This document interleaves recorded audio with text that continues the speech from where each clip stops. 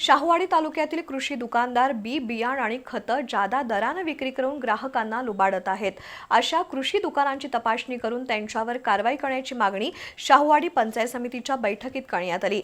One विभाग आणि मलकापूर ग्रामीण रुग्णालयातील कारभाराची चौकशी करण्याची मागणीही करण्यात आली। सभेच्या अध्यक्षस्थानी सभापती प्रियांका भोसले होत्या। शाहूवाडी तालुक्यातील वन विभागाचे अधिकारी पंचायत समिती बैठकीला उपस्थित राहत नाहीत। त्यांच्यावर कारवाई करावी अशी मागणी उपसभापती अमरसिंह खोत, अभयसिंह चौगुले यांनी केली।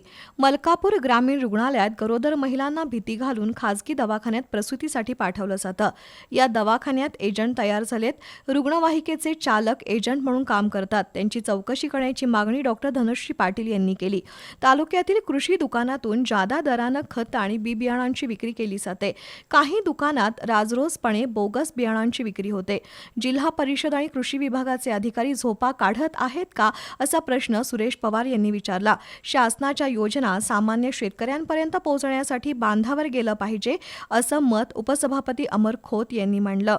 बोगस बियाणं विक्री करणाऱ्या दुकानदारावर कारवाई करू असं कृषी अधिकारी नीलम चाकणे यांनी सांगितलं।